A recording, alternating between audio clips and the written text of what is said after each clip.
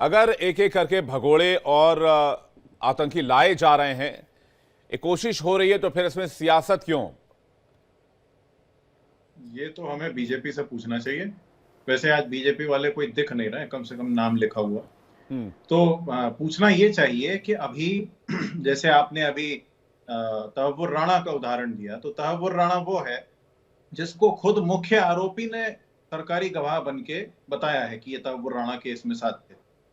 मुख्य आरोपी भारत सरकार के साथ सरकारी गवाह बना हुआ, उसके लिए रियायतें मांग रहे थे। आप ही के चैनल पे एक सज्जन है, आलोक वत्स, आए थे बीजेपी की तरफ से, वो रियायत मांग रहे थे। उसी तरीके से अभी ये जो मेहुल चौकसी है, इसको बेल्जियम पुलिस ने अरेस्ट किया है। आप खुद कह रहे हैं कि वो अपने स्वास्थ्य का हवाला देके बेल ले सकता है, लेकिन आप चाहते हैं कि हम अभी यहाँ पे सरकार की वाहवाही चालू कर दें, तो ऐसा तो होगा नहीं। अभी आपकी रिपोर्ट में ही दिखाया था, हमारी वरिष्ठ नेता हैं वो कह रही हैं कि आप पहले उसको ले तो आइए, उससे पूछताछ कीजिए, पैसा वापस निकलवाइए, फिर श्रेय लीजिए। ये सरकार को चाहिए कि भैया हमारे घर में कोई चोरी करके डाका डाल के गया है और हम यहाँ से चिल्लाना शुरू कर दें कि अरे अब तो पकड़ने चले गए, अब तो दिख गया, अब तो उसकी गाड़ी दिख गई, अब तो वो आ रहा है। ये क्या करें? ढोल बजाएं, आतिशबाजी करें कि पकड़ लिया? बेल्जियम पुलिस ने पकड़ा है, बीजेपी ने नहीं पकड़ा है। आप खुद कह रहे हैं कि अभी वो बेल अप्लाई करेगा, वहां की सरकार हमारी तरफ से लड़ेगी। भैया पैसा तो निकाल लीजिए देश का। भागा कहां था मेहुल चौकसी? किसके साथ भागा था? 2018 में गए हैं मार्च में स्कैम करके। किसकी सरकार थी तब? किस बात की वाहवाही करें हम? और इसको यदि सियासत कहा जाए तो इस फोकट की प्रचारबाजी को क्यों ना सियासत कहा जाए? असली काम कुछ करना नहीं। उस केस में डेविड हेडली का पता नहीं है, इस केस में पैसे का पता नहीं है। आप चाहते हैं कि हम बीजेपी की वाहवाही करें, वो तो हो नहीं पाएगा। इस देश के नागरिकों का जो लूटा हुआ धन है वो वापस दिलाए बिना हम बिल्कुल भी ये नहीं मानेंगे कि मेहुल चौकसी के बारे में न्याय हो गया। यश जी, डाका तो आपके टाइम में ही डला, भागे बेशक मोदी सरकार के टेन्योर में हो। अच्छा, तो जो ड्रोन भेज के फाइल निकलवा लेते थे मोदी जी, उसका क्या? और मैं आपको एक वीडियो दिखाता हूं। अभी आप कह रहे थे, आपके रिपोर्ट में कोई कह रहा था कि भाई आपके टाइम पे डाका डला या नहीं डला, बस इतना बता दीजिए। नहीं, मैं ये जो भगोड़े हैं, ये मेहुल चौकसी, नीरव मोदी, ललित मोदी, डाका कब डाल रहे थे? देखिए अरे भाई साहब, मैं क्या वीडियो देखूं? मैं बस ये पूछ रहा हूं, डाका किसके टाइम पर डाल रहे थे? यश भाई। हाँ, जैसे आपने मुझे अभी भाई बोला ना, वैसे ये एक व्यक्ति हैं हमारे मेहुल भाई, यहाँ बैठे हैं, ऐसा बोल रहे हैं। हमारे देश में भाई बोलने की, हमारे देश में भाई बोलने की एक परंपरा है भाई साहब, आप उसमें मत जाइए। इसका आप ये बताइए, डाका डला कब? चौकसी को भाई कह रहे हैं और उनके प्रधानमंत्री बनने के, ये 2015 का वीडियो है। 18 में मेहुल चौकसी भाई बना हुआ भाग गया। भाई का देखा नहीं कि भाई कैसे पैसा अर्जित कर रहा है, कैसे पीएनबी के उसके पास यूजर नेम पासवर्ड है, सीधे सीधे ड्राफ्ट बन रहे हैं, पैसा ट्रांसफर। यही तो पूछ रहा हूं, देख नहीं पाए नरेंद्र मोदी जी। सर यही तो पूछ रहा हूं आपसे, डाका कब से डलना शुरू हुआ था, कब तक डला?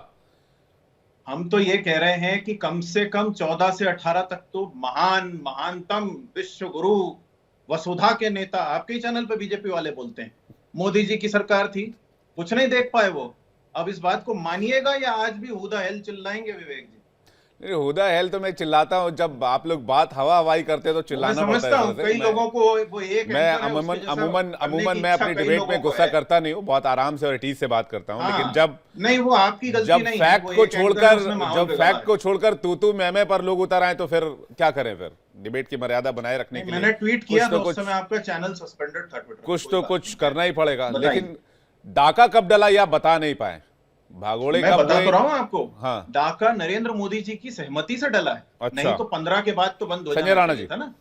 Good evening. मतलब 14 के बाद से डाका डलना शुरू और 18 तक सारे देश छोड़कर 4 साल में सारा खेल करके निकल गए। बिल्कुल। 2014 से पहले 2004 से 14 तक कोई करप्शन नहीं हो रहा था। ये सब लोग बिल्कुल पाक साफ होकर काम कर रहे थे, क्रिस्टल क्लियर बिजनेस कर रहे थे। मैं संजय राणा जी से कमेंट लो, उसका विजय त्रिवेदी सर आपके पास आ रहा हूं। मैं एक बार सर, मैं आप ही का सवाल पूछ रहा हूं, फिर आप बोलेंगे हु द हेल बोलना पड़ेगा आपको।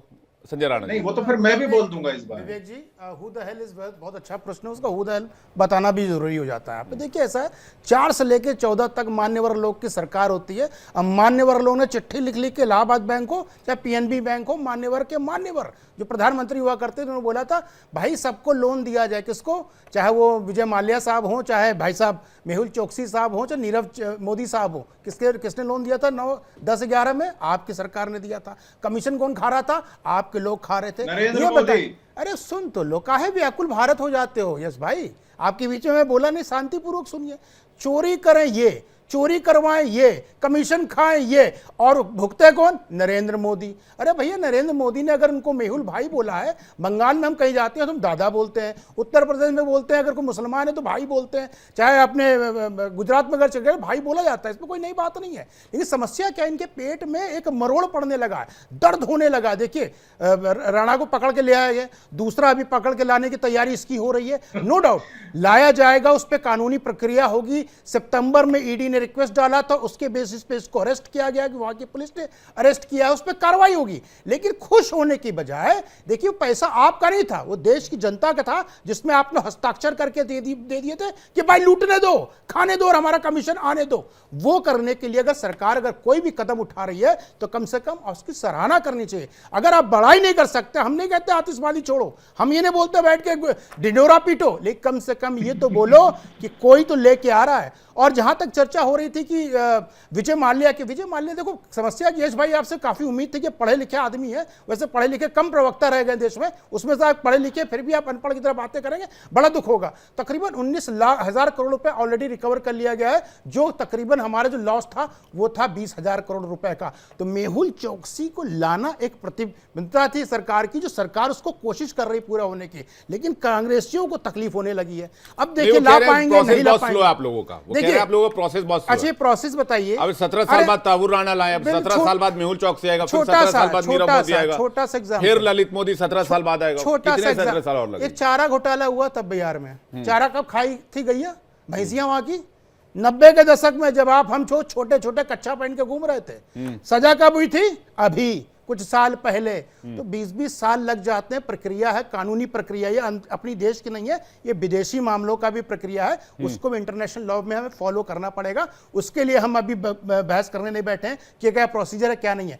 कानूनी प्रक्रिया से अगर कोई चीज को लाया जाता है, उस चीज को पालन किया जाता है, सराहना करनी चाहिए। लेकिन समस्या क्या है, मोदी गवर्नमेंट कोई भी काम करे, कांग्रेसियों के पेट में मरोड़ पड़ने लगती है, दर्द होने लगता है, ये बड़ा दुख की ठीक है। यश श्रीवास्तव, छोटा सा कमेंट, विजय सर आपके पास आ रहा हूं। यश श्रीवास्तव, देखिए, पेट की मरोड़ तो ये जानते होंगे, दिख रहा है, कुछ परेशान दिख रहे हैं ये। और रहा सवाल विजय माल्या का, तो विजय माल्या का टॉपिक शुरू भी आपने किया, उसको बीच में भी आप ही लाए। हम तो स्पेसिफिक बात कर रहे हैं कि ये अभी बेल्जियम की पुलिस ने पकड़ा है, आप यहाँ लेके आइए, प्रत्यर्पण पूरा कीजिए, सवाल जवाब कीजिए।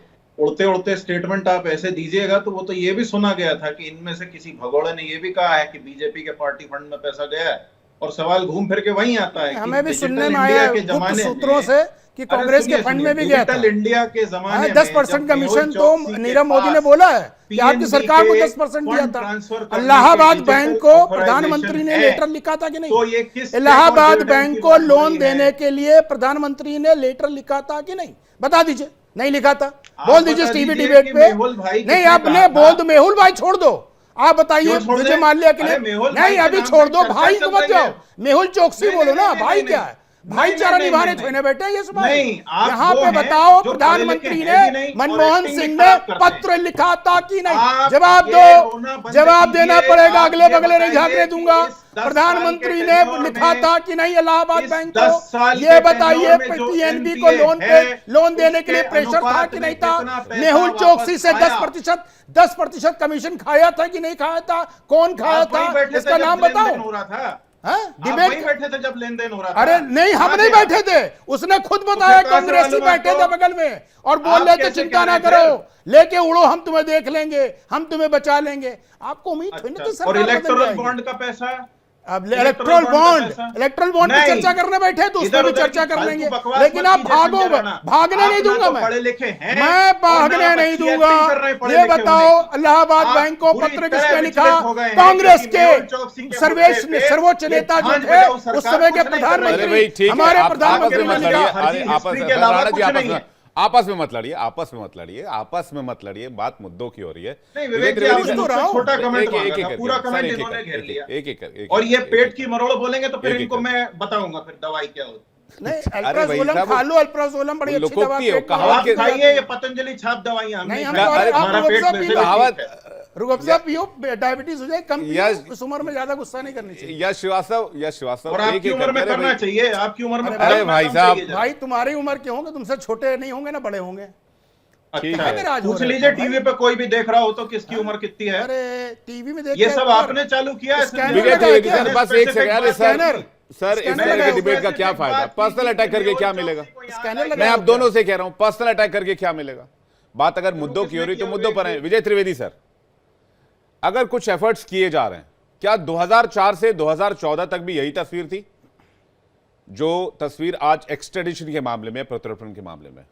विजय सर, ये एक बहुत अच्छा सवाल है, लेकिन सवाल वहां से ही शुरू होता है कि ये पैसा कब गया, कहाँ गया, कैसे लिया जाएगा और फिर कैसे वो चले गए। और उसके बाद आपने भी जिक्र किया कि 1901 से बेल्जियम के साथ एक्सट्रेडिशन ट्रीटी है।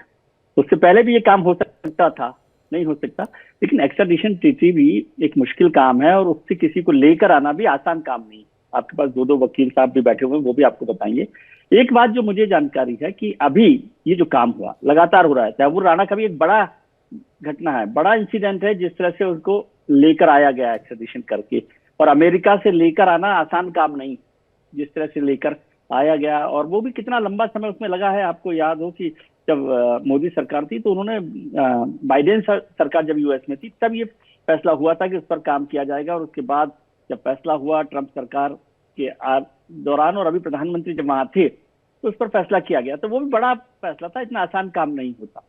लेकिन अभी जो मेहुल चोकसी का मामला, इसमें एक चीज जो मैं बताऊं कि बेल्जियम पुलिस ने अरेस्ट तो किया है, क्योंकि बेल्जियम, वहां पर बेल्जियम पुलिस है, लेकिन ये भारत की जो एक्सट्रेडिशन ट्रीटी है और एक्सट्रेडिशन पर जो अपील की गई उसके आधार पर किया गया है। तो यदि आप इसे इनडायरेक्टली कहें, यदि मैं गलत नहीं हूं, आप करेक्ट भी कर सकते हैं जो लोग यहाँ पर जानकार लोग हैं, कि ये भारत की गिरफ्तारी समझिए, भारत सरकार की तरफ से गिरफ्तारी समझिए, क्योंकि भारत सरकार की अपील पर बेल्जियम, ये तो है नहीं कि यहाँ से कोई तुरंत वहां पर उनको पकड़ने जा रहा होगा, और वो वहां पर थे, अस्पताल में थे, उसके दौरान भारत सरकार की अपील पर उनको अरेस्ट किया गया। तो इसको यदि इनडायरेक्टली कहें तो भारत सरकार की तरफ से गिरफ्तारी है उसकी।